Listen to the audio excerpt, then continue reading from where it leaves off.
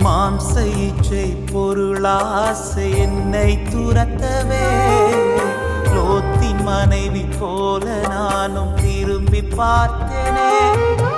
துளி விஷத்தை மனதுக்குள்ளே அனுமதிக்கவே உட்புதருக்குள்ளே விளைப்பயிராய் தடுமாறினே. இயேசு அப்பா உம்மை விட்டு நான் ஒளித்தோடினேன்.